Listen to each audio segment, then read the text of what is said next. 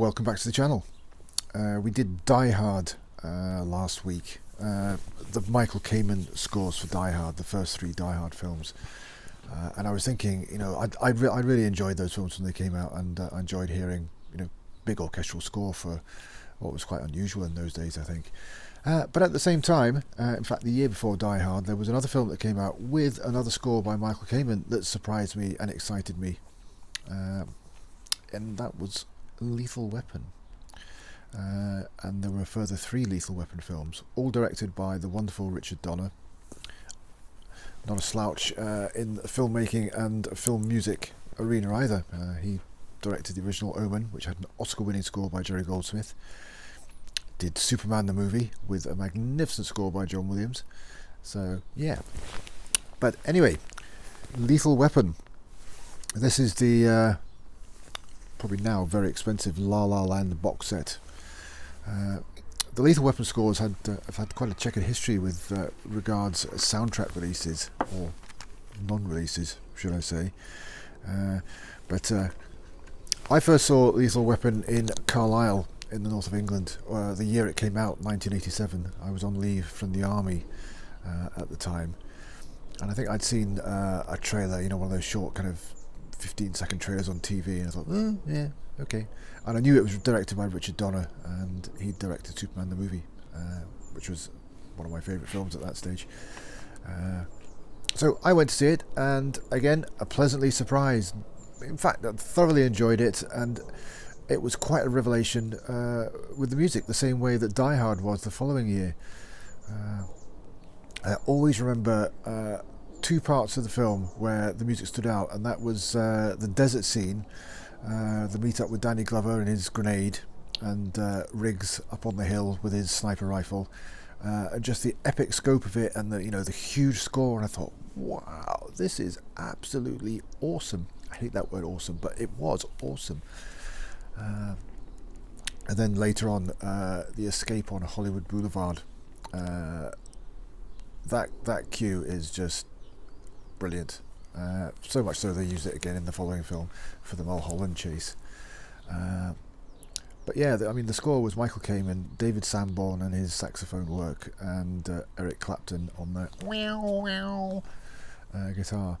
At the time, wasn't a huge fan of that side of things. I just wanted purely orchestral. But where would the Lethal Weapon scores be without those 2 gentlemen? But yeah, thoroughly enjoyed it. The next film came along in 1989. Now, I was still in the army at the time, and I saw that on a ferry going from Newcastle in the north of England, in the northeast of England, across to Oslo, and that was a 2-day crossing, 2 nights on the ferry. I say ferry, it was more like a cruise liner. It was fantastic. But I was going to the very north of Norway to do an exercise with the army, but we just had 2 days on the piss in a boat. But there was a cinema on board, a room where they showed films, but it was all quite well done. And I saw Lethal Weapon 2 there. Again, blown away by it. Great fun film, and for a moment there, thought Riggs was going to die at the end, but spoiler alert, he doesn't. But yeah, another great score. The score on this, to this version, but by the way, these La La Land, if you like the Lethal Weapon soundtracks, this is the way to get it. 4 discs, 2 discs for each film, and you've got almost the complete scores.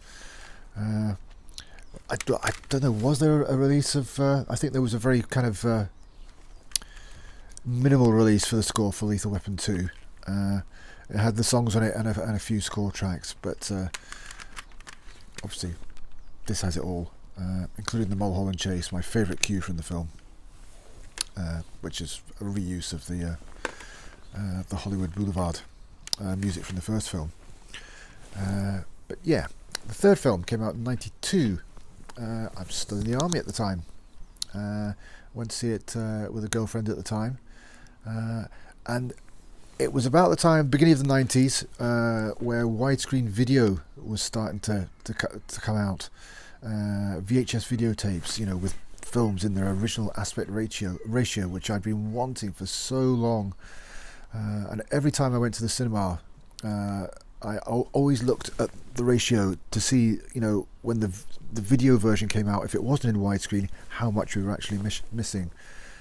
And I remember there was a scene where Riggs and Murtaugh are either side of a van, and they're saying word to each other, but Riggs is on one extreme side of this frame and Murtaugh's on the other, and I just remember that's going to be lost when it comes out in video. And when it came out on the pan and scan video, it was pan and scan horrible. So everything's a widescreen now, so diverging there, but I love widescreen. But again, great score, all new score as well.